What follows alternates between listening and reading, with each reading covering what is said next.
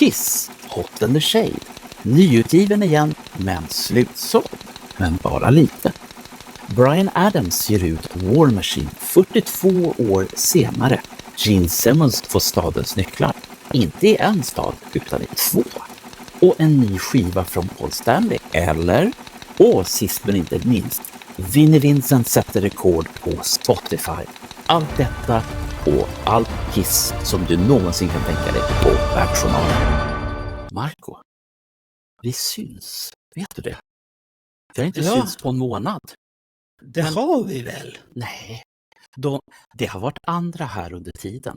Som vi var borta. Och sen var 3 andra personer här och spelade in videor. Fast de hade ingen video för det glömde de.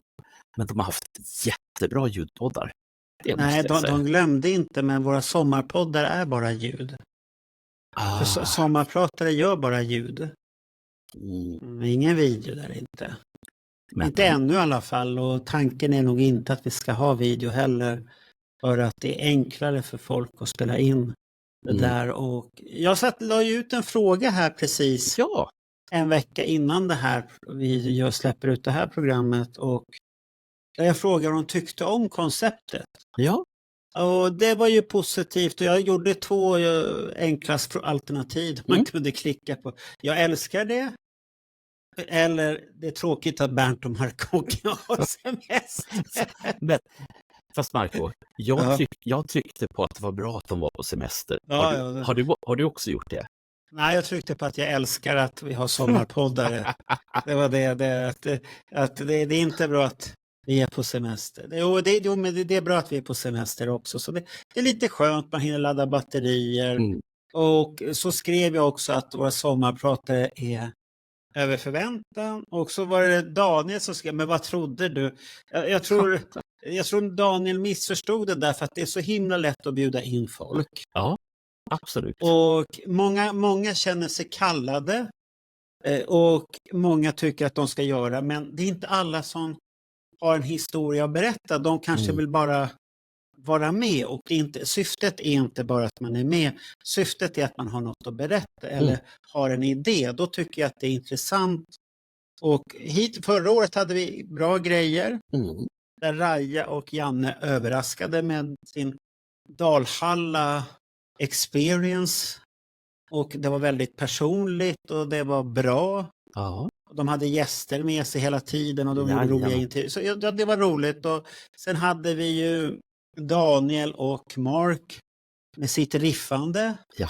Och det riffandet satte ju igång fler riffpoddar på Kiss FAQ. Ja. Så det var roligt att en idé från oss satte igång hos dem. Och amerikanerna tyckte om riffandet också. Ja. Där han med sin bokstavskombination får börja pilla på gitarren som han många gånger längtar efter. Ha en del att få pilla på den. Men sen hände det ju något fantastiskt i år. Ja, men du glömde våra sistlingar vi hade där också. Ja, herr Almse och herr Roddan. Ja, och Roddan. De gjorde... Ja. Jag skulle säga det, och Roddans liv och lyssnande kan man följa dels hans eget liv just nu, men det finns här och där en annan Queen-podd som har kommit som är magnifika. Ja, han kämpar där mitt i behandlingar och alltihopa, och jag satt och skrattade för mig själv där. När han själv har gjort en stor resa så gör han en rapport från någon Ironman-tävling. Ja. Här sitter jag vid kanten och tittar på gubbsen och kvinnorna som håller på för fullt här och simmar.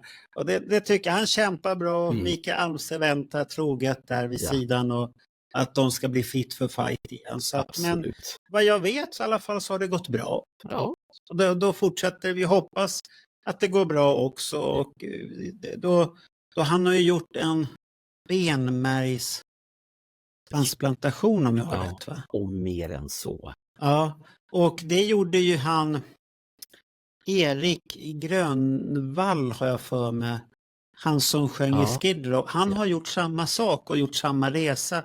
När man får en cancer, och för att få bort den så måste man göra någonting sånt här. Jag vet inte riktigt allt det här jobbiga är det, Mm. men det var samma sak och det är en tuff resa man gör och han försökte ju Erik där med Skid Row och han var ju tvungen att hoppa av utan familjeskäl. Först och främst för att han har ju en familj i Sverige och han är Ja. i USA och spelar mest. Och sen också för att han åkte på behandlingar kors över Atlanten hit och dit. För han kan ju inte göra dem där i USA för då blir det för dyrt. Ja. Jo, nej, men det förstår jag. Så att jag menar, det är tuffingar både Roddan och Erik Grönvall. Och sen om vi ska titta på sommarpratarna vi hade i år så var det Julian Gill. Ja, och som, överraskningen. Ja, men han gjorde ju en podd om innan Creatures of the Night, alltså ingressen till Creatures of the Night. Och väldigt intressant, mycket roligt. Han har använt mycket AI i den. Jo, de som berättar historien så är det lite AI som har stoppat in och sånt här. Det tycker jag är lite roligt att han har fått till och han har lagt in lite snuttar.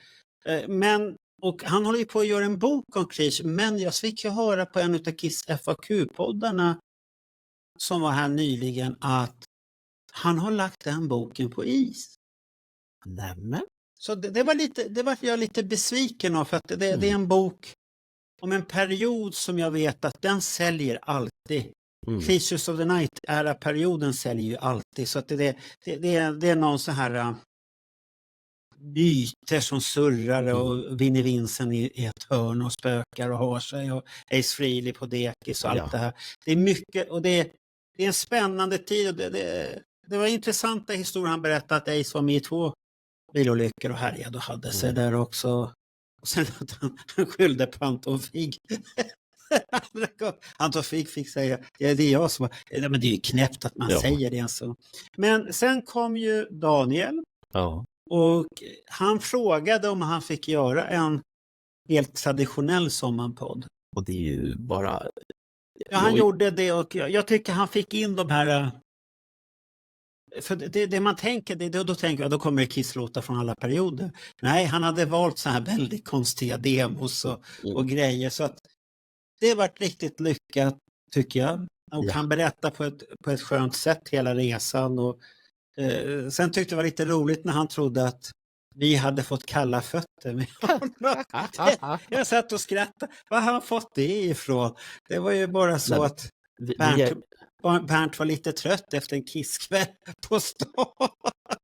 Och det var lite jobbigt. Och Nynäshamn är långt bort så det kom ju hem väldigt sent och alltihopa. Så att Ja, inte bara det. Jag har ju fortfarande 30-31 grader varmt hemma hos mig. Ja, det var ingen rolig grej hela den dagen heller när vi skulle ha gjort det där.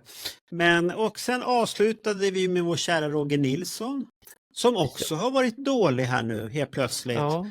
Skickade han till oss att han fick en infektion.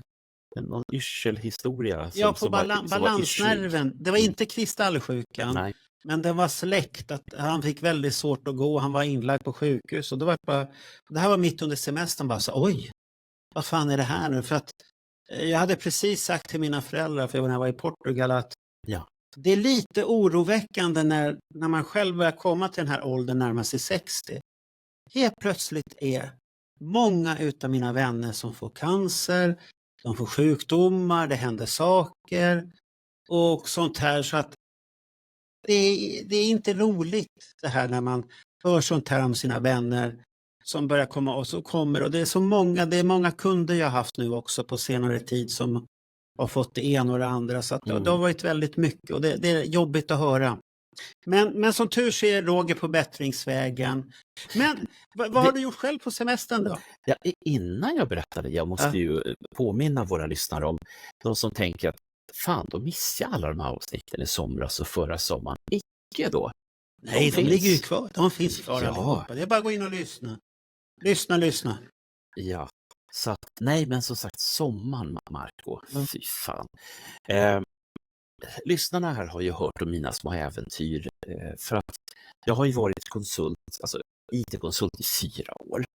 Och ibland så funderar jag över mitt eget förstånd för att jag vet ju att om man är konsult på ett företag då blir man inte långrandig, utan man blir ju kvar så länge som det finns ett behov för just den typen av kompetens som jag sitter på.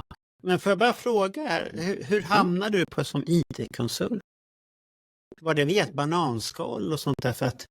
Vill du veta det? Nej, jag bara jättekort. Hur kom du? Ja. För jag bara undrat det här för att jag vet inte om jag skulle ringa dig för datakunskaper, Bernt.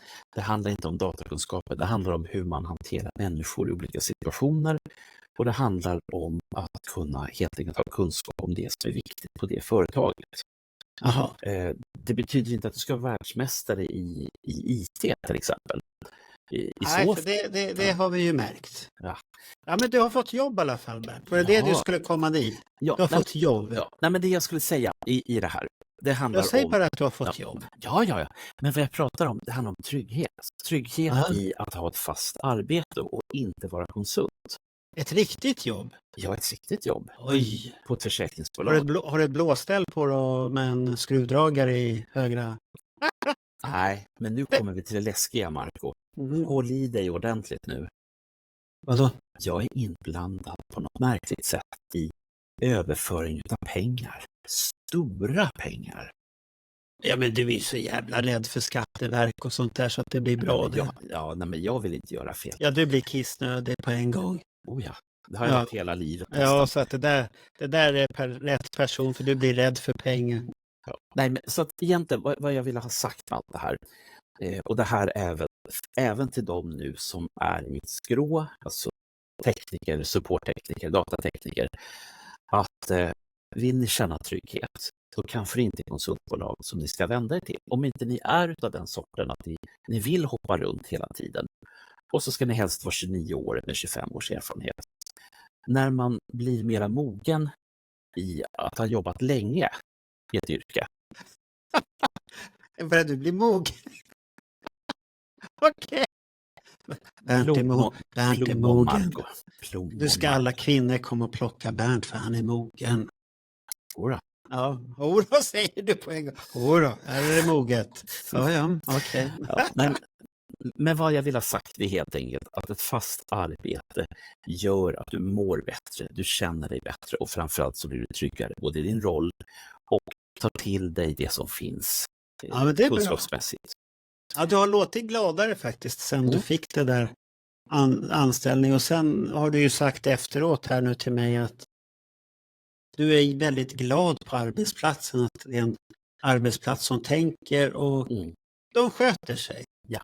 Och det är viktigt, det är jätteviktigt. Så att ja. Och det finns ett ledarskap som jag är väldigt förtjust i.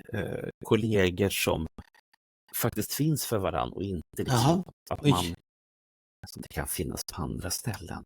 Jaha, de går och gömmer sig. Det finns de som är elaka på jobbet också. Inte mycket. Ja, men sådana finns det alltid. Jag jobbar på en reklambyrå så förstår du hur det är. Backstabbers, det finns det alltid. Men vad har jag gjort då? Ja, har inte du gjort någonting annat? Har du bara suttit hemma och väntat på att du ska få börja jobba? Jag har ju suttit hemma och känt hur skönt det är med 31 grader inomhus. Du har Portugal-temperatur hemma hos dig? Ja, det är ju skönt. Ja, men jag har ju fortfarande mina vattenskador i. Jaha, just det. Ja, så är det när man super för mycket här är med vattenrör och allt möjligt. Nej, jag själv, vad har jag gjort? Jo, semestern började med Dalhalla och Liseberg. Ja.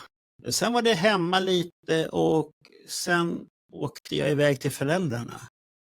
Och var Portugal. Där i Portugal, för de börjar bli gamla så att nu åkte vi och besökte dem och pojkarna följde med, fast de är vuxna nu då. Så att de följde med och vi hade trevligt där i 2 veckor och det första jag skulle göra, det kan jag ju säga att mamma och de köpte en ny tv. Ja, den andra hade blivit för liten för styrpappan han ser dåligt. Och då trodde han att större tv, då ser man bättre. Ja, det gör man. Det blir ju en större bild. Och då sa jag, men titta på det och det. Och så hade de tittat, så hade de köpt en sån här en stor tv. Och hon hade ju visat den här mobilen. Den här, hur stor lådan var. Och det såg ju inte så stor ut.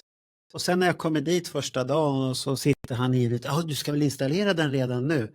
Ja, jag ska installera den nu. Och så börjar vi avtäcka och säga, ja men det är så här skyddsgrejer runt tv. Så att det är så här skyddsplan.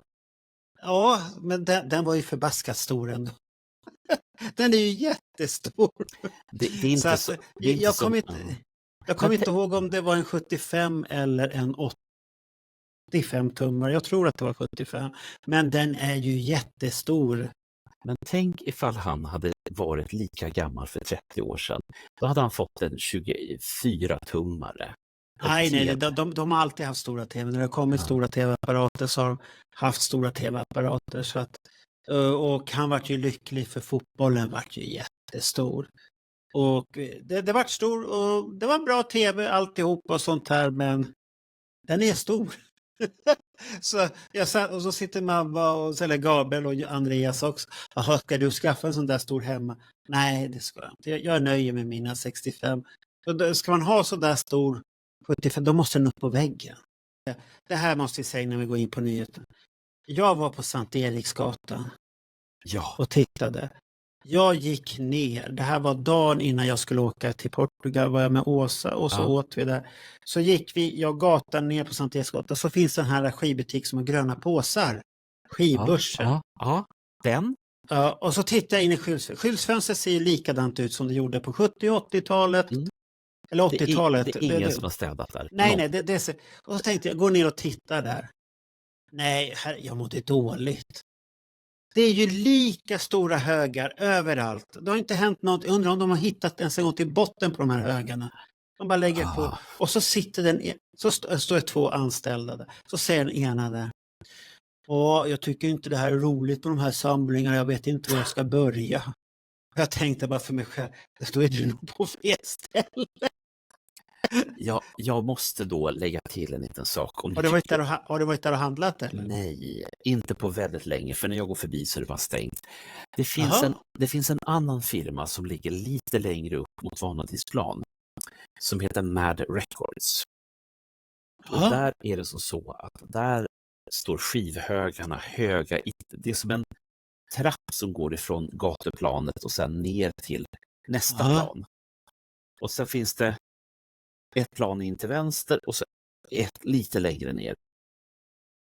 Och det är fullt med allt. Och det är inte Kiss-skivor. Jag säger det på en gång så att det står tid. Men liksom, du kan inte...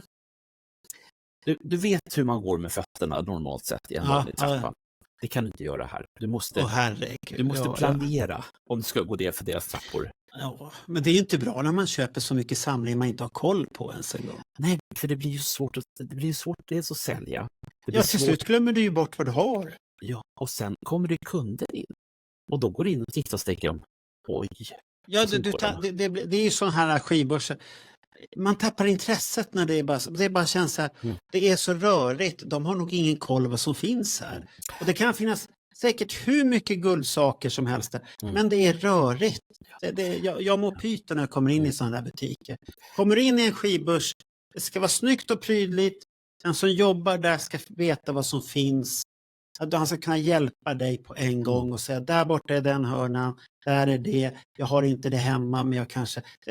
Det ska vara den servicen och den nivån tycker jag. Och det får du ju hos, vad heter han vi brukar besöka? Wolfis? Nej, Alice Cooper, fanatikern. Anders. Ja, Mossberg. Anders Mossberg. Där han jobbar på den skivan, han har en jävla ordning. Han vet direkt, det är där du ska titta, det är där du ska titta. Och sen kan han säga, jag har fått in den här godbiten. Det är service på en skivbörs. Det gillar jag. Ja, alltså jag kan säga så här. Nu har jag ju känt Anders ett tag och varit där ett antal gånger. Och om du är ny kund där inne så kommer du därifrån alltid med en påse med gott och blandat. Det kan men det är bra. Så ska det vara. Bra Anders. Så ska det vara. Men ska vi börja med nyheten? Nu har vi gjort en liten sommarintroduktion så att alla vet att vi samlar precis lika mycket som vanligt. Så att vi har inte tappat stinget fast vi var borta 3 veckor. Ja, just det, Bernjournalen, hur kan vi glömma det?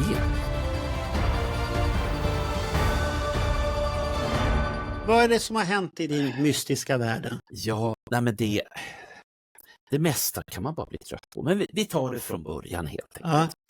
Ja. Vi är väl överens om att Kiss varumärke just nu i alla fall är svenskt och ägs av Pophouse. Är vi överens om det? Vi börjar där. Ja, det ägs utav Pophouse. Svenskt och svenskt. Jag vet inte varför alla säger att det är svenskt. Det är ett amerikanskt varumärke och det ägs utav ett svenskt företag. Så att...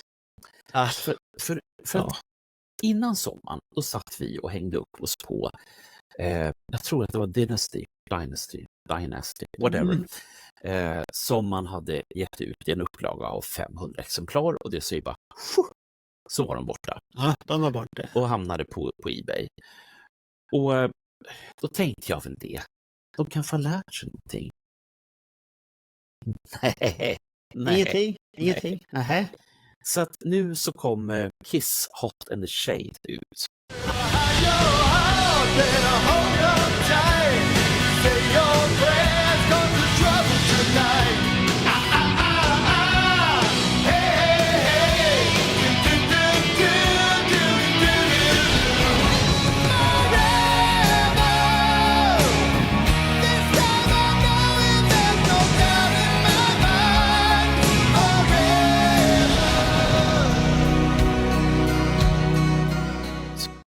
Det såg jag. Det kom ett mejl om, ja. Men det var inga snygga saker ens en gång. Nej, jag är sur på dels att du är tvungen att köpa ett kit. Du måste ha deras tröjor och skivan. Skivan fanns i 500 exemplar. Och jag bara tänkte, nej. Varför finns de bara i 500 exemplar hela tiden? Det är det jag skulle vilja veta. Hur tänker man då? Och det här varvet körde vi i förra branschen när vi pratade om Dynasty.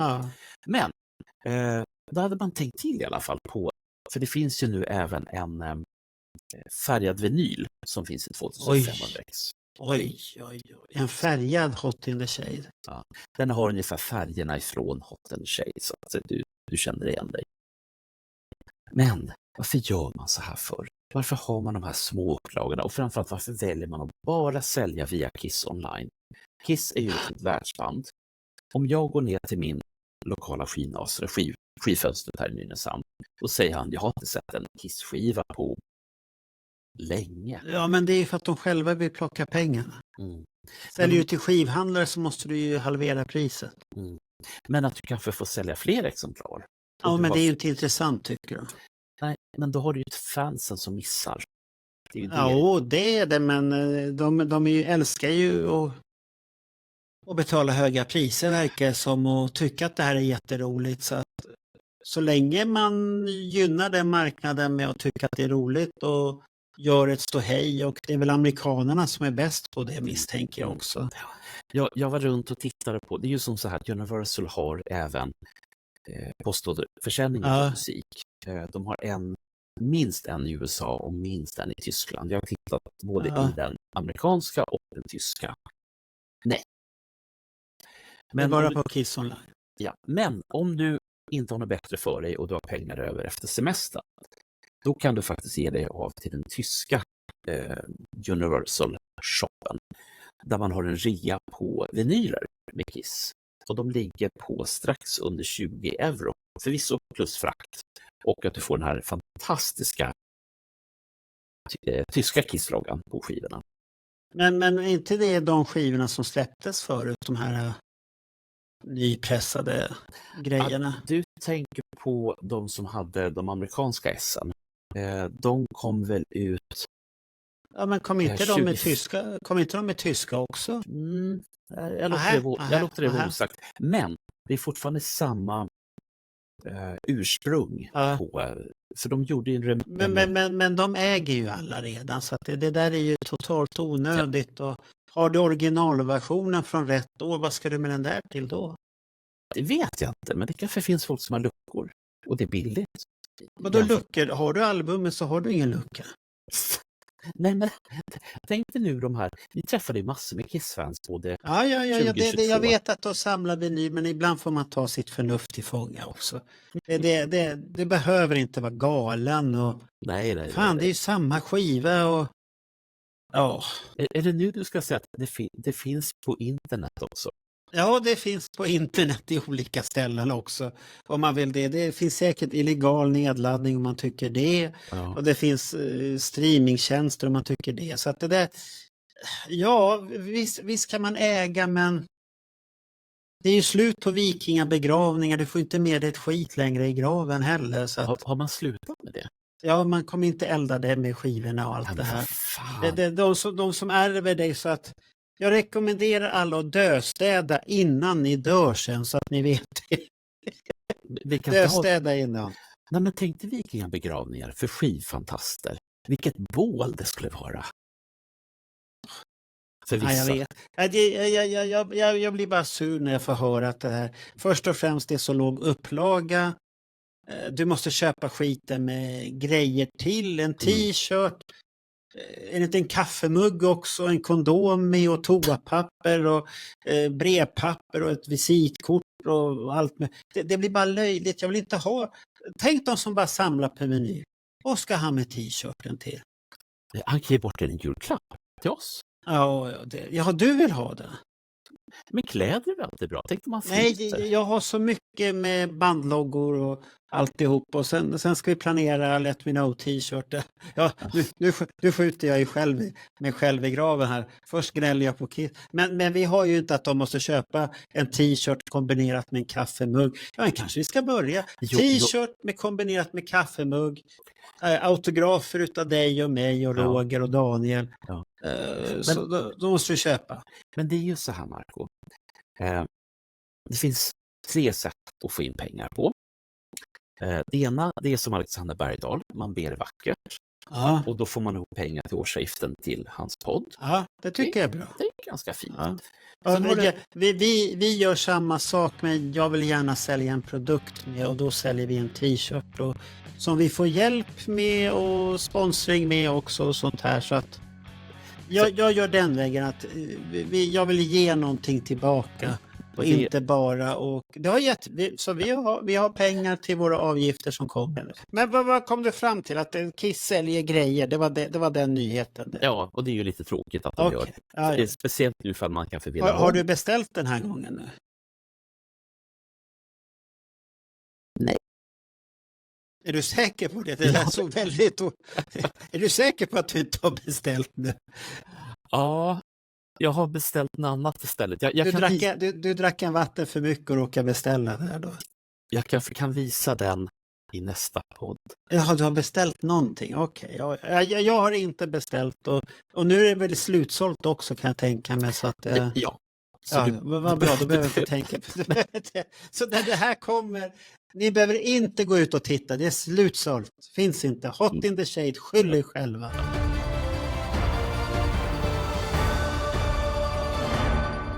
Men någonting som finns att köpa. Ja. Den kommer lite sent kanske. Den är 42 år försenad. Oj, vad är det för något då? Bryan Adams. Du vet, han var med och skrev låtar på Creatures of the Night. Ja, just det. De låtar han var med och skrev, jag tror att det är Sebons låtar båda två. Ja. De har han gett ut på en singel. Kan du tänka? Ja, Rock'n'Roll Hell.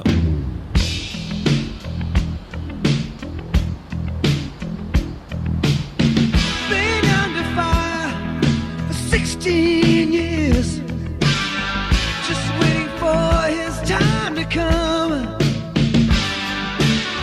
He fought the lies, fought back the tears. Can't wait to hear that starting gun. There ain't nobody gonna step on his dreams. So he held his hands high and he screams.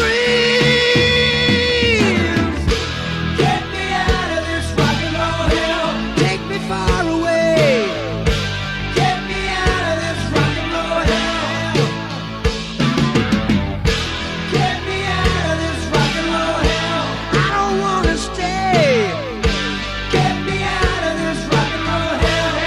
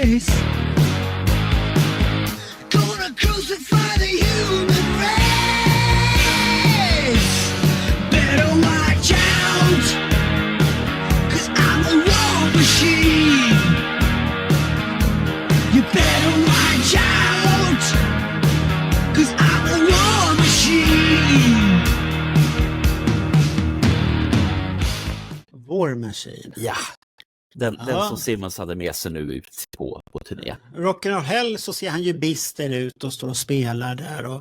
Och War Machine, då är det väl så här animerat Ja, eller datagenererad film med mycket explosioner och grejer och sånt här. Och, vi får väl fast visa. jag tycker de hade sin charm.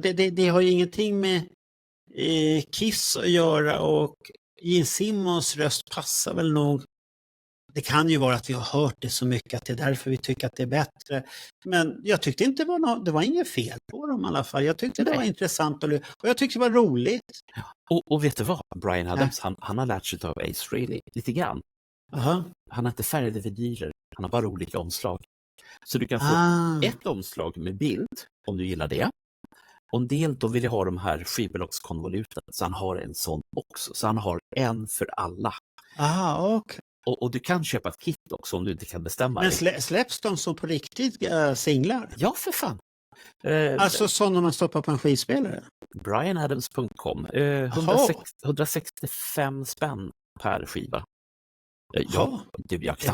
Det var ju modigt. Ja. Vem ska köpa det?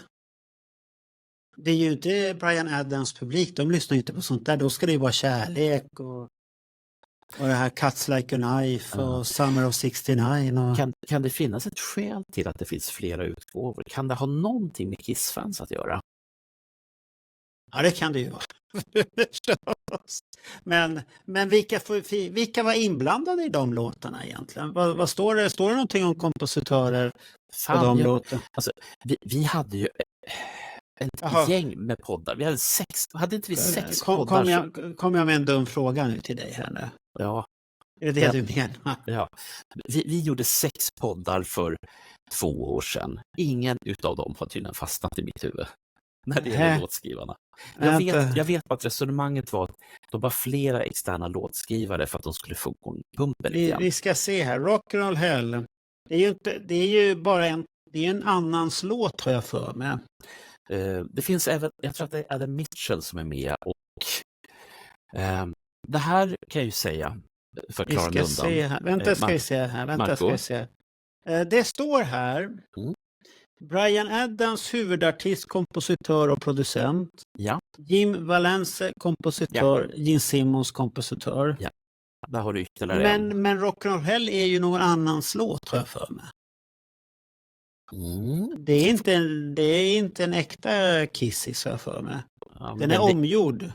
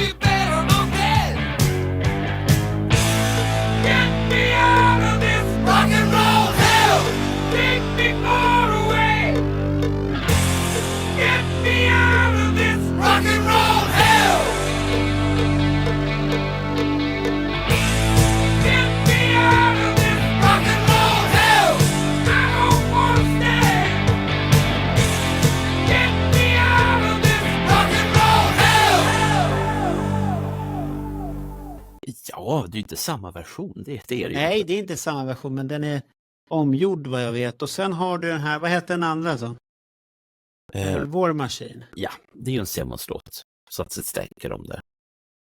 Är den släppt nu samtidigt då? Ja. Den finns inte på Spotify ännu. Nej, måste den det? Så där undrar jag, är Vinny inblandad i den? Ja. Pass på den. I alla fall på Kiss-versionen så är det ju... Måste vara hans solo på den. Det låter så här lite nonchalant och då han fortfarande kunde gnida gitarren på ett bra sätt. Vi ska prata om Vinny sen, så du behöver inte... Okej. Nej, men det där är lite roligt i alla fall, tycker jag.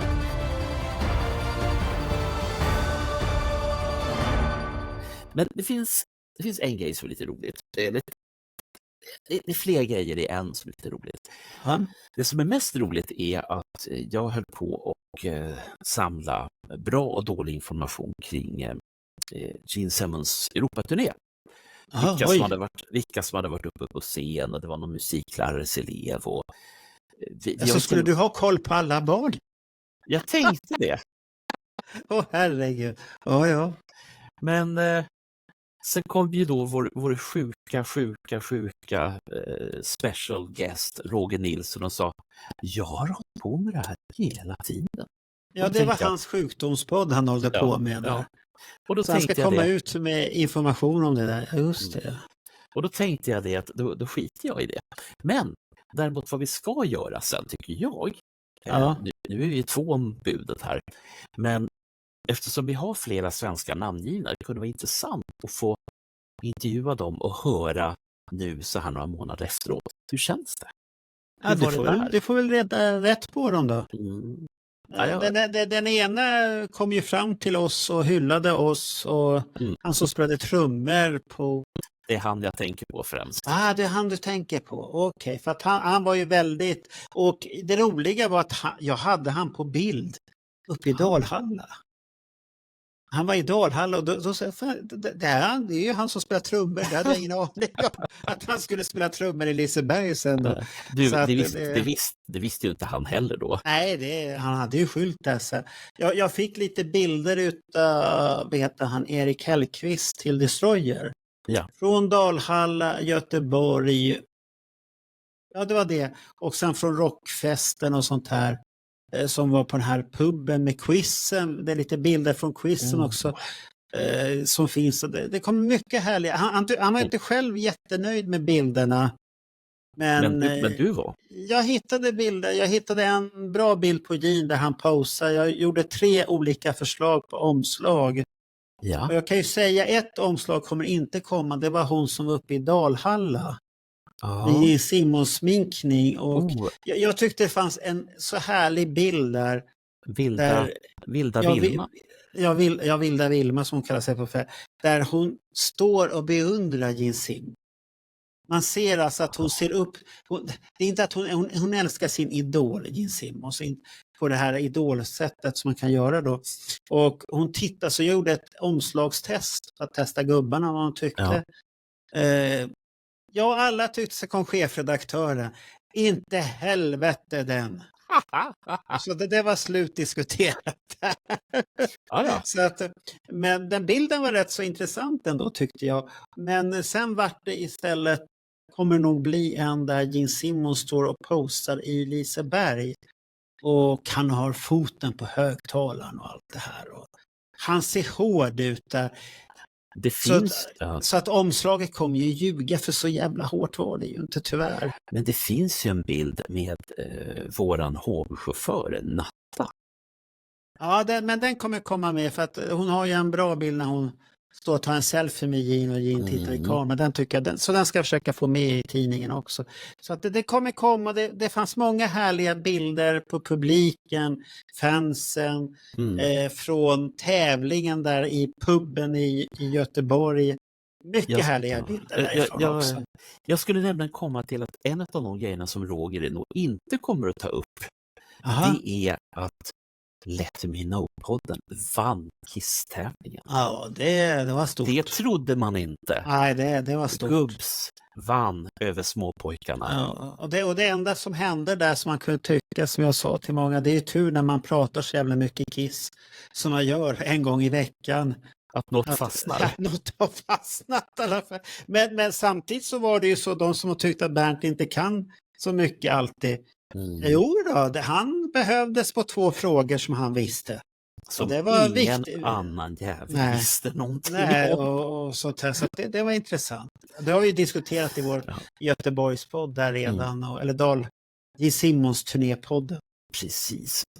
Men ska vi hålla oss kvar på Gene Simmons? Och då har vi nu har vi avslutat turnén. Den kommer ju då... nu räknar jag iskallt med att den här blir av. Annars så får jag göra... Nej, Roger har sagt redan att han vill göra en specialare och diskutera Bra. alla hopplösa grejer där. I alla fall, turnén tar slut och man åker tillbaka till USA. Och eftersom Gene Simmons är en affärsman av rang så gjorde han lite fler flugor på smällen, om vi säger som så. Men ska inte han turnera i USA någon mer nu? Är det kabum? Då är det Det är färdigt. slut?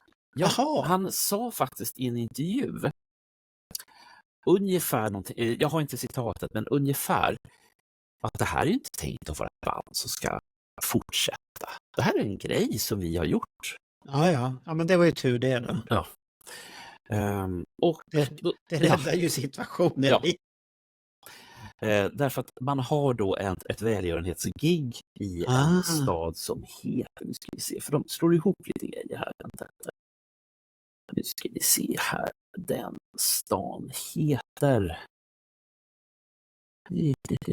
inte Niagara Falls. Så här ska vi se, North Tonawanda. Sug på namnet på den stan du. Oj, det låter som en storstad. Ja, tänk att sitta i kommunens växel och säga det hela tiden. Ja, verkligen. Ja, i alla fall. Simmons kom dit utav några skäl. Dels för att Simmons tydligen hade sålt, ska vi se hur många flaskor det var. Var det 5 flaskor av sin läskeblask? Nej, det var inte. Jo, han hade sålt 1 miljon ex av sin Muddy Mag läskeblask. Det framgår nu inte om det är i antingen Niagara Falls eller om det är i den här andra stan. Oj. Eller om det är i USA. Eller om det är since ever. Ingen vet. Och det måste ju vara Kiss-fans som går och köper. Ja. Men har inte du gått och köpt en sån där? Det har jag för mig. Ja, Och så sa du att du har provat värre läskeblask än den där. ja, jag har köpt den 2018. Det var en sån här behållare med 6 flaskor. Ser ut som så här engelsk mjölk, du vet, mjölkgubben kommer med. Så där med 6 flaskor och ja, det är en helt okej cola, men det beror på vad man är du van med Coca-Cola så är det här mer klassisk cola-smak. Mer Cuba-cola-hållet kanske.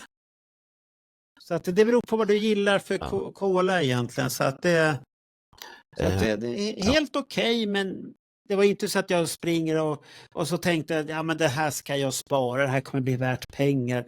Ja, det tänkte jag väl inte riktigt, men jag sparade dem och sen så började de säljas i Sverige, fick jag höra. Då öppnade jag flaskan och drack upp dem. Var det godare då? Nej, jag köpte i USA och drack, vi provsmakade ju allihopa där. Och alla skulle smuggla hem sånt här. Johnny. Förresten. Och Carlén och när man har det där i bagaget i tryckkabiner för fan.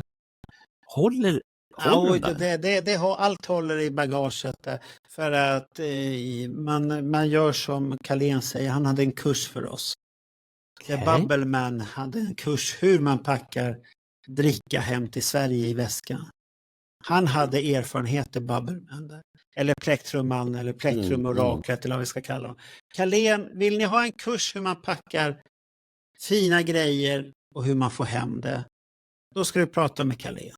Johan Carlén. Och alltså. Clifford har gått den kursen också, så att han visste precis hur han skulle få hem grejerna från Tokyo då. Vi har ju också Olle Linderholm som i förra bandjournalen berättade hur man får hem gitarrer. Då gjorde man ju lite ditan och datan och så såg de vintage ut och sånt där. Ja, så att det ibland... Ska vi gå tillbaka till Simmons? Ja, vad hände då när han hade sålt så mycket läskeblask? Jo, då kom han dit och så tyckte ju då den här staden och Niagara Falls att fan, den här Gene Simmons, han är ju en riktig skylling alltså. Så att de hade en gemensam presskonferens. People are going to be speeding down that boulevard, aren't they? Hold it up, Gene, so you get some shots. I'd like to say the following. Oh yeah!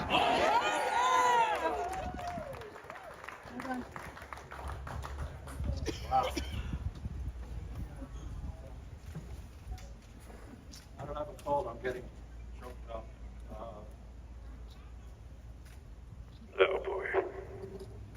You know your bottle caps. We love you. Poor kids and crippled kids camp. You made a lot of money, your bottle caps. Johnny The bottle Ray. caps Johnny do make Ray. a lot of money, and yes, we do help people, yes. Yes, we do. And thank you for, I'll give you $5 later. I thank you from the bottom of my heart. What's your name? My name is Roberta Cicero, and you made a lot. Have you and I ever, once? Once. I was doing that favor. He made this for you out of your bottle caps. Oh, look at that, that's cool. Can I give that to you? Of course, come on up. There's only 2 mayors here and me, so. Okay, don't get in trouble now. I won't get in no trouble. Bobby knows me. I keep him busy at City Hall. You do. Every time he sees me, The mayor was telling me. I gotta have him himself. Okay, let me, yeah. You're the sweetest. Oh, that's amazing. These are bottle caps of our sodas. That's really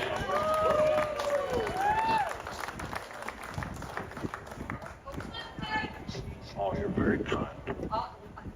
Women 60 and older works out. I like girls. You're very kind.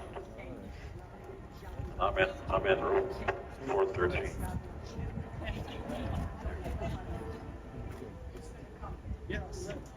Oj. Jajamän. Och i den här så får han dels stadens nycklar utav båda städerna. Och nu kommer vi till någonting som jag tycker är lite konstigt. Och nu frågar jag dig, Marco Rovinen. Ja. Om du skulle få nycklarna till Vällingby, säger vi, rent hypotetiskt, bara för att du är en son utav, det är väl det närmaste stora centrum du har. Vad skulle du göra med de nycklarna då? För det går ju liksom inte att komma in någonstans med de där nycklarna. Ja, man tackar för oss. Ja, precis. Lägger du dem i källaren i Volt? Ja, inte vet jag. Det är väl mer att det är hedrande att staden tror på en. Och jag vet inte om man har någon fördel för det överhuvudtaget. Ja, alltså jag har funderat på det här ända sedan 1975. Nej, 75. När de fick nycklarna till staden Cadillac. Ja, just det. När de åker omkring Key to the City, just det. Man får kanske parkera gratis då. Jag skulle vilja veta. Du sätter den i vindrutorna. Ja, staden. Jag undrar, ska man höra av sig till kulturattachén på amerikanska ambassaden? Eller ska man höra av sig till svenska ambassaden i Washingtons kulturattaché? Gör man det där över hela världen eller är det en typisk amerikansk grej? Jag tror att det är amerikaner bara. Ja, men det måste väl vara en så här hedersgrej. Man tycker att man är en stadens medborgare på något sätt och staden vill hylla. Och då gör man det här, du får ett Key to the City. Det är den största fina utmärkelsen du kvar. I Sverige blir du... Vad blir man i Sverige? Är landshövding utan att ha något begåvat för sig överhuvudtaget? Marco, då måste jag berätta det här för dig. Det här vet du inte om. Väldigt få människor vet om det här. Jag, Bernt Månsson, har fått Nynäshamns fyrtorn en gång. För att det var så jävla bra. Det är vad vi har. Fyrtorn? Är det en Lego-modell eller den riktiga? Ska jag hämta den? Nej, det behöver inte. Men du har fått ett fyrtorn. Varför fick du det då? Vad hade du gjort då? Jag klev in som... Då hade inte vi kommunalråd på den tiden. Men hade vi haft kommunalråd i Nynäshamn på den här tiden så hade jag gått in som vikarierande sånt kommunalråd i 2 eller om det var 3 månader. Det trodde du inte om mig, va? Det visste inte du. Men snacka om att de är desperata direkt. Du måste ge en fyr. Snälla, kom tillbaka. Men herregud, men grattis då till fyren. Tack, men jag kan säga en sak. Sen 2018, då vi fick liksom skifte i kommunen. Det blir inga fyrtorn till Bernt Månsson. Nej, du är ju bara elak där och kommer med dumma elaka saker till dem hela tiden. Och sånt där. Det har jag ju hört hur du säger det. Nej, ska vi hålla oss till Gilsammans? Ja. Så det var det inte slut där redan? Nej, för fan, det finns mera skit där. Det här är bara början. Så att båda borgmästarna eller kommunstyrelsens ordförande hade det hetat i Sverige var där och delade ut nycklar. De ser olika ut. Och sen när man trodde att de var klara, då har de döpt om en av gatorna till Gene Simmons Boulevard. Oj! Då finns det ju anledning att besöka den staden då och gå på den gatan. Mm. Och hur många kissgubbar kommer väl färda dit och ta kort på skylten? Jag vet inte. Men då måste jag säga, det är tur att jag har en telefon med AI nu. Mm. Jag kan ta kort på skylt och lägga in den på vilken bild jag vill och så ser det ut som man är där. Du behöver inte ens åka dit. Marco, fan vad pengar du kommer spara framöver. Du behöver inte åka någonstans. Nej, jag behöver inte åka någonstans. Bara AI hela tiden. Ja. Jättemöjligt. Ja. Nej, men såklart man ska åka dit. Var ligger den där i USA, den där staden någonstans? Det är alltså, den ena är norra New York. Alltså det här berömda vattenfallet som alla känner till. Aha, okej. Och bredvid där så ligger den här andra rackaren. Fan, jag måste läsa innantill igen. Den heter North Tonawanda. Okej, det är norr om New York mot Niagarafallet där nere. Precis, och det andra är staden För Niagara Falls. det är Niagara Falls. Jag trodde faktiskt att det låg mer söderut. Jag var förvånad när det var med på... Ja, det ligger på gränsen upp till Kanada. Ja, det var det jag var så förvånad för jag har alltid trott att det låg söderut från New York. Mm. När de hade med På spåret. Jag hade ingen aning om att det var dit upp så att jag var lite så aha, ligger det där upp? Så det är bra när man lär sig sådana där saker. Precis. Sen ovanpå det så hade ju Gene Simmons-pojkarna och Gene, de hade en välgörenhetskonsert på kvällen den 19.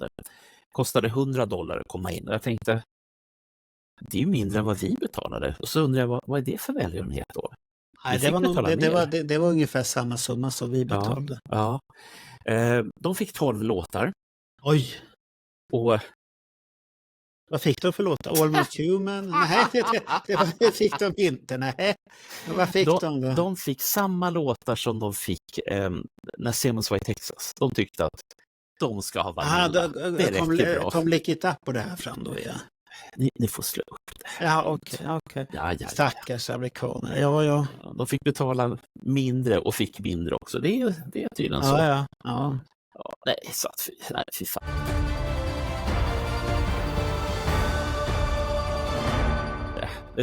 Du var inne på Vinny och även jag. Ja, vad har han gjort nu då? Jo, förstår du. Vinny, han måste lyssna på våran podd. För det är 2 grejer som vi pratade sist om som han har tagit upp på sin hemsida. Oj. Det ena är att han faktiskt är jättepoppis på Spotify. Ja. Och att hans låtar har mer än 7 miljoner spelningar. Oj. Med grädde på. Ja, eller, vill du veta en nyhet också? Ja. Som du inte har någon aning att Vinnie Vincent vet vad Kissing Time är i Sverige. Han gör det? Ja, jag säger inte hur han vet, men han vet det. Förhandlingar pågår. Jag är lite tagen och lite... Jaha, du har varit lite till det där. Du hade ingen aning för jag har hållit jättetyst om det. Men nu kunde jag inte låta bli att bubbla ut det lite här. Lite pirrebaguetter. Det är det här reklamgubben som kommer fram att lite måste man hetsa och få folk att drömma lite och tänka så här, shit vad spännande. Ja. Okej, men då eftersom då ska vi inte prata pengar, vi kan prata styck istället, spelningar. Det är ungefär, som affärsman så går väl du igång på siffror i alla fall, eller? Jaha, nej, inte alltid. Ska vi ta en titt på Spotify? Vinny, efter vi hade haft våra små körningar om Spotify-lyssningar och sånt där, så kunde ju inte han hålla sig. Så han gick ju ut och sa det att jag har 7 miljoner spelningar på Spotify. Ja, kanske han har. Så jag tänkte vi tittar på 4 låtar från 2 album. De 2 som, för vi har ju... vi har diskuterat i Hell or High Water-serien där. Precis. Men... det var spännande. Det var... det var spännande. Säg att det var spännande. Ja, det var spännande. Ja. Jag har lyssnat på skivan en gång till, båda 2 efteråt. Och efter att chocken har kommit över så det är helt okej i vissa låtar igen. Så det var väl det här chocken som var där första gången. Då kanske det här är de låtarna. Är du beredd? Ja. Skiva nummer 1. Boys Are Gonna Rock. Ja, det är en klassiker. Ja, 975 000. Det här är alltså färska siffror. De är 2 timmar gamla. Ja. Vad sa jag? 975 672 spelningar på Boys Are Gonna Rock. Ja, men lite överraskande. Det är ju inte mycket ändå. Du, hur många Kiss-låtar? Det här har vi gått igenom. Okay. Hur många Kiss-låtar hade mer än 1 miljon spelningar? Ja, jag har varit med i ESP direkt när du sa nämna siffror. Okej. Ja. Och är det nu någon som är sugen på att jättenörda, så har jag hört rykten om att det ska finnas en artikel i nästa medlemstidning för Kiss Army Sweden. Ja, jo, det kommer det vara om ditt Spotify. Du har sammanfattat vår podd lite med siffror så att alla kan se hur lyssningen är där. Så att det var lite meck med den artikeln att den skulle bli snygg där, men den var bra. Det tror jag det. Ja, så att få till dina listor där. Men den var bra. Ja, jag är inte avundsjuk på det, Marco, det kan jag bara säga. Då ska vi se. Den näst mest spelade låten på första plattan är Ashes to Ashes. 664 984 spelningar. Men Boys Gonna Rock hade ju mer. Jag sa det. Den första var 1. Ja, okej. Ja, då är 2 som kom där. Ashes to Ashes. Men vänta, då gör vi så här. Vi hoppar till skiva nummer 2 och så gör vi som du vill ha det, nämligen att vi tar 2 först. Yes. 2. Näst mest spelningar på plattan 2 är That Time of the Year. Ja, That Time of the Year. Ja, det står det. That Time. Det står ta med på min. Ja, men det har du stått fel. That Time of the Year. Ja. Man gör slut där. Och det, okay. I alla fall, 2 på andra plattan. 1 980 121 spelningar. Ja, men den är väl väldigt många som lyssnar på, för det är en ballad och den finns ju på många spellistor också. Jo, det är ju så det brukar vara. Men 1. mest spelad på Vinnie Vincent Invasion 2-skivan är Love Kids. 2 miljoner. Ja, det är också en ballad. 948 152 spelningar. Det är du, Marcus Rovinen. Ja, men det är inte mycket. Det där har ju du nästan spelat ihop själv, de där bitarna ju. Det kan vara mina spelningar. Ja, det är du som har gått och lyssnat. Låtit den här skivan gå runt där. Vindy och suttit och Vindy. Våra kakor tillsammans. Ja, herregud. Nej, men så att, och jag tyckte det var lite spännande att han gick ut med det efter. Sen, alltså han själv gick ut och sa att han var stor på Spotify. Jaha, det var någonting nytt att artister själva går ut och säger jag är stor på Spotify. Okay. Jag tror att han lyssnar på våran podd. Och så tittar han på de här spännande översättningarna. Jag tror inte han har lyssnat på. Det tror jag. Nej, det där är bara önskemål du har haft. Vet du vad? Om Vinnie Vincent kommer till Sverige i Kiss and Times regi, så kommer det vara en av mina frågor. Är det sant? Du ska säga till det tragiska med Vinnie Vincent Invasion. Han har 48 100 lyssnare i månaden. Det är inte mycket. Nej. Men han har fått ihop lite grann under tiden. Ja. Men det är ju inte mycket alls. Nej. Men det är många låtar, eller vad säger många gånger som låtarna är spelade. Jag tror att det är någon mer än jag som har kört dem. Ja. Sen var det ju det här med, vi snackade i förra bandjournalen om Gibson Burst och jag frågade vår expert då, Olle Linderholm, vad fan en Gibson Burst? Men förklarade inte han det sist? Jo, det gjorde han. Men vet du vad? Vet du vem som har hört av sig? Vet du vem som har skrivit? Är det Emil? Vinnie Vincent. Har Vinnie Vincent skrivit här? Nej, inte till oss. Han har skrivit det på sin sida. Han tittade på Paul-videon också där. Okej. Så han berättar nämligen så här.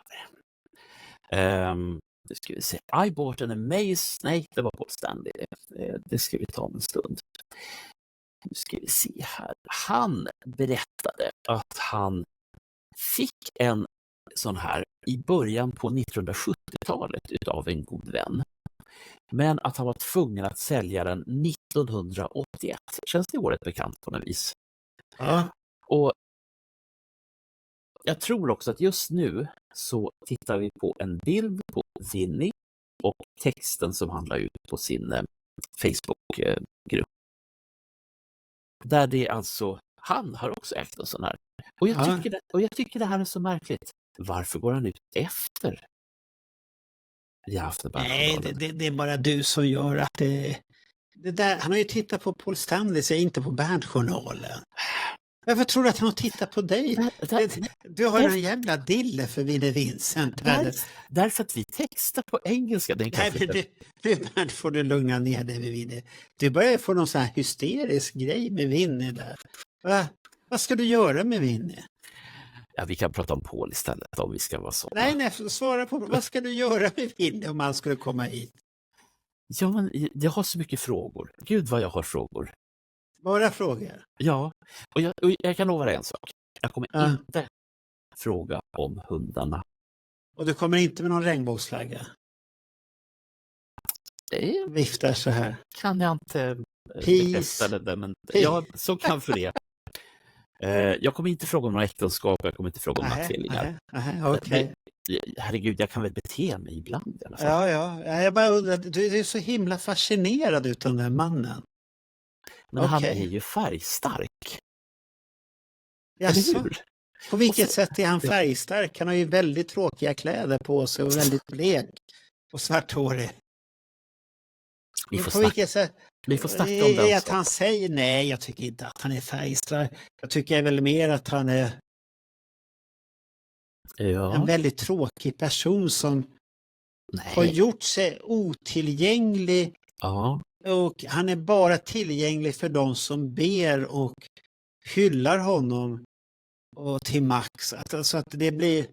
Det är ungefär som du tar Gene Simmons och sen skruvar du upp det 20-30 gånger. Då har du Vinnie Vincent.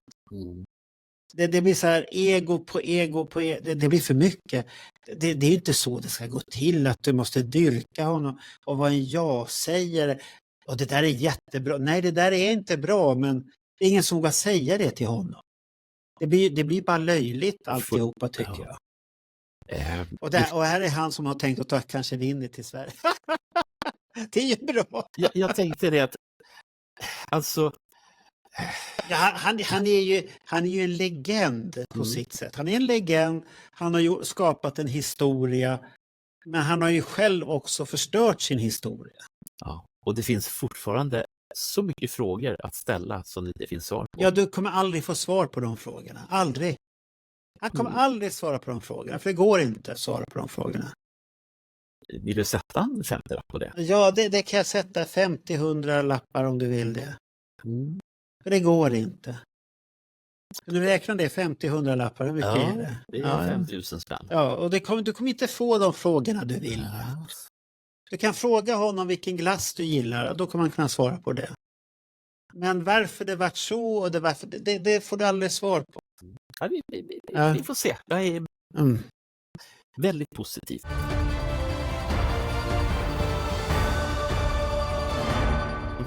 Och ta dem positiv förresten. Vi var klara med Vinnie. Just nu i alla fall. Ja, vad skönt. Ja. Men andra människor som också håller på med saker och ting. Du ska inte plocka över Peter Criss när ändå i farten. Nej, han är svår. Han har ju varit på gång till, vi har ju haft försök där på olika sätt. Och jag vet att Magnus var inblandad i ett projekt, Magnus Fredriksson. Ja. Sen var Kissing Time i seriös snack med Peter Criss management, men sen var det en ful sida där som jag tyckte inte om det där när man helt plötsligt börjar fråga från att vi har ställt vad kostar det och han ska säga ett pris, istället så kommer det till svar efter ett tag då när han ska hur mycket pengar är ni villiga att betala? Då tycker jag att hela grejen faller.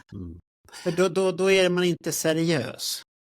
Nej, jag säger inte emot. Men då kan jag skicka tillbaka samma så vi har tänkt att lägga 100 kronor på det plus flygbiljett och hotell. Det är lika oseriöst det också. Ja, visst, vi kunde ha lagt ett bud, men det blir det här... Ja, Nej. För det som han gör nu för tiden är att han gör ungefär samma grej.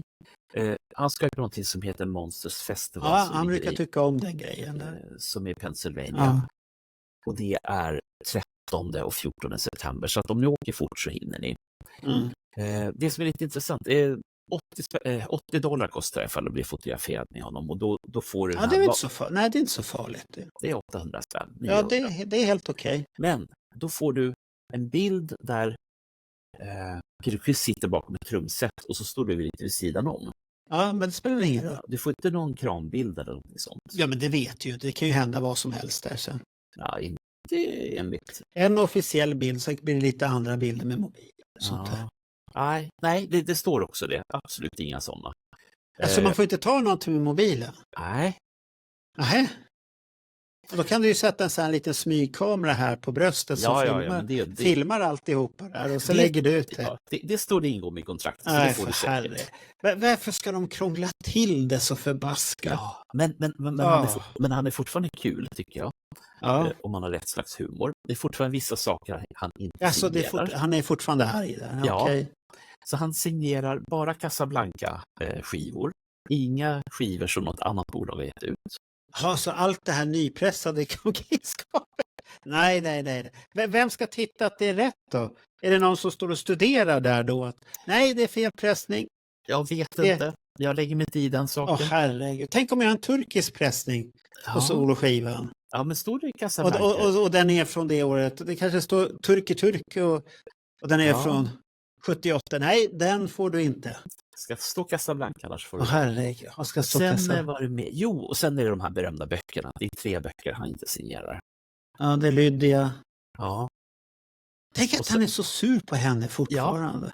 Ja. Otroligt. Och sen så är det 2 stycken icke-officiella böcker om honom.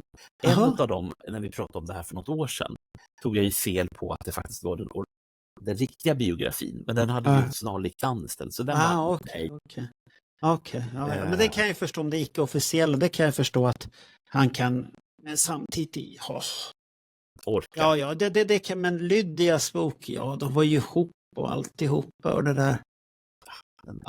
Det är bitterhet. Så att, ta inte med era böcker, ta inte med era icke-Casablanca-skivor när ni åker dit. Det är bara dumt. Fast det är klart, prata med Carlén så vet att de blir nedpackade ordentligt i alla fall. Om ni ändå ska ta med er chansen.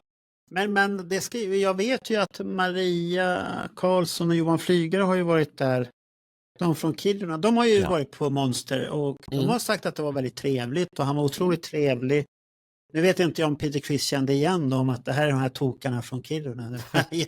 Så att det är därför det är så trevligt. Men så att jag tror, jag har hört bara bra om det när de har träffat Peter Criss nu för tiden. Alla som har gjort som Tony Åkerman och Tony Rosenholm när de träffade Peter Criss, att det är bara positivt alltihop. Så att han har ju ändrat sig på det sättet. Sen om man har de här förhållningarna, då får man väl bara acceptera det. Det är inte mer det. Ja, nej, jag tycker bara att det är tramsigt med det här kinket. Men, nej, men det, att man inte sätter sin autograf på vissa saker, det får man acceptera. Kanske det. Ja.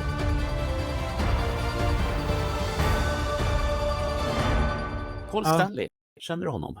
Ja, han har ju gått i pension. Ja, trodde vi. Jaha, nej. Du har ju sett bilder att han har varit i England. För det har han ju själv lagt ut på sin Instagram. Ja, han har varit i England. Han har gått ner i vikt också, magrat stackaren. Ja, han har väl inte råd med mat, du stackaren. De drar inte in de här pengarna, så att jag tror att han fick en idé. Så här skrev han nämligen på Twitter. Jag köpte en fantastiskt åldrad Gibson J200. Alltså nu skulle vi ha haft Olle här.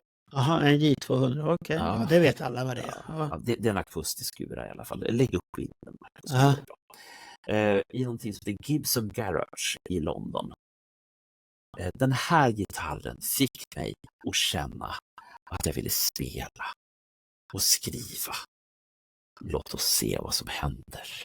Jaha, det är en Soul Station 2 på golvet. Herregud, ja. Och vad ska han kommer aldrig turnera med Soul Station i Europa? Nej. Vem ska se på han i Europa? Men det finns en sak som är intressant. Ja.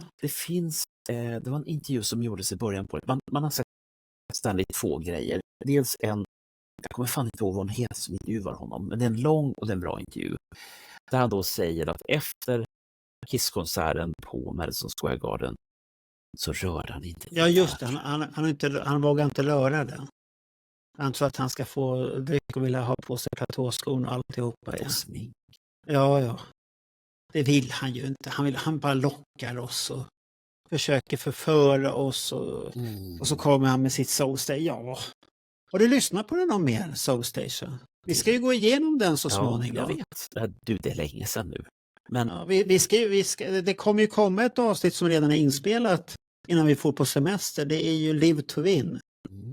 Den ska vi ju prata om och det var ju intressant vad vi tyckte, för att den tyckte vi rätt så olika om allihop. Men var inte jag ganska positiv i alla fall? Du var väldigt positiv. Jag tycker att den var outdated. Tråkig, för det är för lite Paul Stanley på den. Enligt min mening, för jag tycker Paul Solo från 78 är så mycket, mycket bättre. För det är Paul Stanley. Och Daniel, han var väl i mitten där. Fast vi behöver reda ut det här. Så att jag säger en sak. Andreas Karlsson. Jag kommer att höra av mig till dig. Då hör du av dig till honom. För det skulle vara intressant att höra varför det vart som det vart. För att den tilltalar vissa och den är väl lite som vissa Kiss-album kan bli, att de är daterade till ett visst datum. Och jag tycker den där är... Paul försöker vara något han inte är. Och då blir det jämför 78-skivan som jag tycker är... Visst, den har ett 70-tals-sound. Men den är fortfarande någonting som jag gärna sätter på. Medan Live to Win har jag inte lyssnat på sedan den kom ut. Och jag lyssnade på den jättemycket inför den här podden. Och vissa låtar är bra. Det är ingen fel på låtarna, men det är någonting... Den saknar Paul-hjärta. Det är lite som den här Soul Station, att vissa låtar är jättebra. Och sen kommer de här coverlåtarna som många tyckte också att de är lite bleka. En fråga förresten. Som på sätt och vis har med det här att göra. Det är faktiskt en av de få plattor som jag har som jag inte har på CD. Soul Station? Ja, jag har den på, hör och häpna, alltså, vinyl. Du har den på vinyl? Oj! Ja, det är sådär. Jaha, släpptes den på vinyl? Ja, det gjorde den, ja, så det kommer jag ihåg, ja. Var det inte 2 varianter också? Det var en så här färgad och sen en svart. Jag har någon suspekt färg på min. Ja, du har färg på det? Oj. Och det är inte svart färg. Nej, okej, ja. Ja, var det någonting annat på skulle göra när du började skriva låtar då? Nej, jag tycker, men sen han är ute och cyklar ibland också. Så okay. Men han är ju den som jag tycker har varit, men som man inte har märkt så mycket av. Simmons är ju överallt. Nej, han har ju, den som har varit totalt osynlig, det är ju Rick Singer. Men han har ingen hemsida, så hur ska vi kunna hitta honom? Han har varit totalt osynlig. Han har inte gjort mycket. Han har ju träffat Bruce, träffat lite andra gubbar har jag sett också här och var, men han har inte gjort mycket väsen av sig. Och nästa gång förresten ska vi prata om Tommy Thayer. Inte med Tommy Thayer. Om Tommy Thayer, oj då. På inte den här gången då? Nej. Jag ska är vi slut här nu? Tycker du det? Ja, var det slut på nyheter? Ja. Jaha, okej. För idag. Ja, det var inte så mycket som hade hänt något spännande överhuvudtaget. Fan, det var ju hur mycket som helst. Det är någon som har fått nycklar. De har gjort välgörenhetskonserter. Vinnie Vincent har lyssnat på våran podd. Alltså, nej, han har inte lyssnat på våran podd. Fan vad du får för det saker. Du börjar bli som Donald Trump. Här kommer med ljug efter ljug här nu. Och hitta på. Eller så, vad heter hon? Camilla Harris eller vad hon heter här. Kamala Harris. Och det så, finns... Usch, de hittar ju bara på ljug hela tiden. Det finns 2 saker som är... Alltså, som är bra med Trump, eller vadå? Jag höll på att säga det, så kom jag på att det där lät inget bra. Inte för att komma från min mun. Men det finns 2 grejer. Dels finns det en kille som gör låtar där Donald Trump sjunger. Oj! Så att han har väl tagit någon sån här vocoder och klippt isär allting. Och så gör han låtar. Och de kommer lite då och då. Jag menar, Trump har sjungit jullåtar och det är allt möjligt kul som vi får nog ta det nästa gång, tror jag.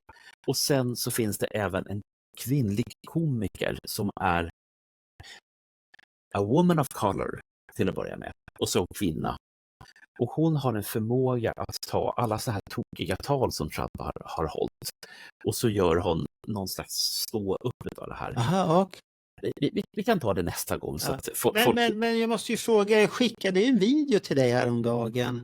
Nej. Jo, såg du inte den? Nej. Den här låten, Vi är bättre än Kiss.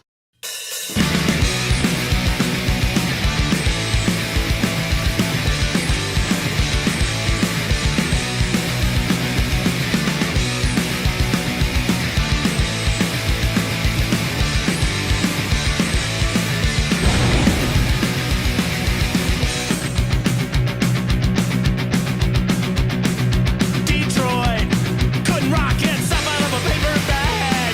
Gene Simmons, looks kinda cool, but Paul Stanley kinda looks like a jag. Ace Frehley, can play guitar, but he ain't no fucking Gary King. So get your ass out of the way, here comes a rock revolution. Listen up, cause I'm about to sing the creatures of the night.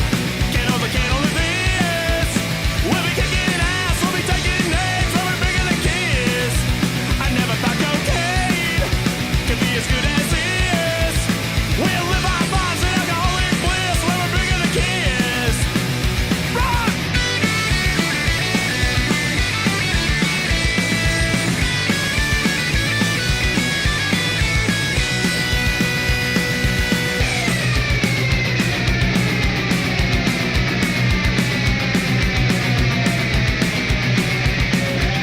Me and Charlie, we like it loud, yeah, you know we rock and roll all night. Paul Stanley fell down the stage and broke a hip, let's hope he's not alright. The ladies don't like a man, now my love gun is the one-handed man. And we're gonna go down in history as the world's greatest rock and roll band, the creatures of the night. Get over, can't over this. We'll be kicking ass, we'll be taking names, we'll be bigger than Kiss. Contact your love and get a load of this.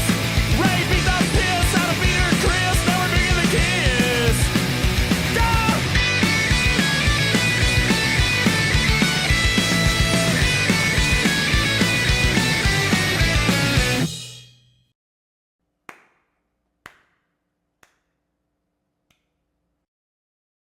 En tecknad video med Gene Simmons går med rullator och allt det här. Ja, den där ja. Den var Nej, lite rolig. Alltså, kära tittare. Marco, han sitter bara och skickar grejer till mig. Och så tittar jag och så tänker jag, vad fan är det här? Vad vill han med det? Ja, men det är Berntjournalen, tänkte jag att du brukar ju hålla på. Så vi får väl lägga upp den som en avslutning här. Gene Simmons på rullator och Vi är bättre än Kiss och sånt här. Fast det har inte ett dugg med Kiss att göra, men det var lite roligt. Kära tittare och lyssnare. Ja. Jag har inte autoriserat det här. Det här får Marco helt och hållet stå för själv. Ja. Herrejävlar. Ha en bra vecka. Vi kommer höras fortare än vad ni någonsin. Det kommer poddar. Efter det här så ska vi släppa Live to Win, där vi diskuterar den. Ja. Och sen har vi en two-timer på G. Där du hyllar en jättekonstig artist. Jag lyssnade på det. Är du förvånad? Ja, jag lyssnade på det där i sommar. Så hans hitta Dingalingalena och Du är 13 år eller vad fan han sjunger. Och, alltså, vad är det här, Bernt? Jag är chockad. Och här sitter jag i alla fall och hyllar Magnum. Ni kommer att bli överraskade. Ja, och ni kommer att vilja lyssna och höra allt. Och tänka, vad gjorde de på 70-talet egentligen? Ja, det kan man fråga sig. Och hur var det nu med Nothing to Lose? Vad handlar den om? Nej, egentligen? Den handlar inte om det. Det är att du kan öppna köksdörren och släppa in älskaren och sånt där. Det är ingenting annat. Så att det är det. Så att, men då tackar vi för den här gången, så hoppas att det här var en bra start på höstsäsongen här nu då. Såklart. Lite lugnt samtal, så här, inte så hetsigt. Och förresten, Marco. Men jag måste säga en sak. Nu ska vi hylla en annan podd här. Va? Vi ska hylla Destroy Alive. Jag har aldrig sett så roligt Destroy Alive-avsnitt som senaste. Wow. Den är jätterolig. Vad har gubbarna gjort? Alexander Johansson, han tar fram sågen. Han har en såg med sig hela tiden. De ska prata om Gene Simmons. Och han är så besviken. Han är så besviken. Han ska såga längs fotknölar och allt möjligt. Men Marco, vi har ju träffat honom. Han var jätteglad. Han hade ingen såg. Ja, han var jätteglad. Det var innan konserten vi träffade honom. Efter konserten så... Nej, han skulle såga här och där. Så Oj, att oj, oj. ni som inte har tittat på det, om vi ser en arg Alexander Johansson. Han är inte arg för sådär, men han är inte glad på Gene, det kan jag säga. Han är inte glad på Gene. Nej, men... Nej. Gene... Och sen är Nils lite mitt emellan. Och sen har vi stackars Magnus som försöker se det positiva i allt. Jag tyckte den var rolig. Jag skickade till dem allihopa. Det där var roligt podd. Så det var roligt att se att de hade så olika åsikter. Fast Nils och Alexander var ju nära, men det var det här att det hände någonting. Mm. Och sen älskar jag Magnus som försöker vara, ja men det var ju lite spännande. Så att jag tyckte det var fascinerande att se. Så den rekommenderar jag om man vill se en arg. Och sen ska vi säga att han gjorde ju succé också, för det fick du inte med i nyheterna med sin utställning. Precis, för den skulle komma, han håller ju på att plocka ner den så att den skulle komma med nästa. Men fan vad du plockar saker ur säcken, Marco. Ja. Om jag minns rätt nu så var det 6 000 besökare. Och det här är alltså i lilla Falköping. Och ja, jag tyckte det var roligt. Jag tyckte det var roligt faktiskt. Och han själv, Alexander, i alla fall enligt egen utsago, var jättenöjd. Ja, men det tror jag också. Sen fick han ju lite tillrop att det var vissa som hade skrivit där att du borde förtjäna en permanent utställning. I sin hemstad, men självklart. Ja, varför inte? För Falköping är han ju stor ute i kissvärlden och han har ju sin radioprogram, vad heter nitar, spandex och läder eller vad det heter den där. Ja. Någonting sånt där. Det var någonting i alla fall. Glitter och glamour. Alltså, vi kanske borde ta rätt på mer om den och prata om den kanske. Ja, men du får skapa en egen podd. Glitter och glamour med Bernt. Sa du schlager? Nej, inte glitter och glamour. Det skulle det passa perfekt för det. Men vi tackar för den här Bernt-journalen och så har ni fått lite tips på vägen. Och så är det vi snart tillbaka. Vet du en sak, Marco? Frånsett de här poddarna som vi gjorde med Micke Becker och Jörgen Lundstedt, så är när du och jag pratar, alltså bara vi, inga andra, det är då våra lyssnare gillar podden mest. Kan du tänka dig något så? Nej, det är många poddar de gillar nu för tiden, Bernt. Ja. Det är många poddar som är långt över vad vi trodde att vi skulle få på lyssnare. Ja. Och det är både Daniel, när han har varit med, Roger, Ronny, Melker och vi har Alexander Bergdahl och allt det här. Så att det är många, så att vi har lite överraskningar som ska göras här, men vi nämner ingenting här nu ännu, så att vi ska bara trycka på alla knappar och påminna alla som vi ska ha igång, så då blir det ett jävla mycket inspelande i alla fall. Ja. När ska vi ha den här Vincent-intervjun då? Vilken Vincent-intervju? Med vem? Med Vincent. När ska vi ha den? När ska du ha den då? Ska du ta kontakt med honom? Nej, han skulle komma hit, sa du ju. Ja, men jag sa ju det att det ligger i sin linda. Ja, det går ju inte att säga någonting till dig, Bernt. Alltså linda? Jag tyckte du sa linne. Nej, det ligger här. Det är små pyser så här lite. Det kokar, det är varmt, det är ljummet. Okej, så jag ska inte skriva någon kalender? Det är en dålig ärtsoppa fortfarande. Det finns ingen fläsk i den ännu. Fläsket är vinnig, det måste i fläsk och det ska i senap och det ska punchen till. Du, det är en perfekt platta förresten från framtida Two-Timer. Fläsket brinner. Jag tror till och med att det skulle kunna få med Nu verkar du så pratglas att nu stänger vi ner här på. Det har du sagt jättebra. Ja, nu stänger vi ner. Hej då på er. Ha det så bra. Vi syns i höst här nu.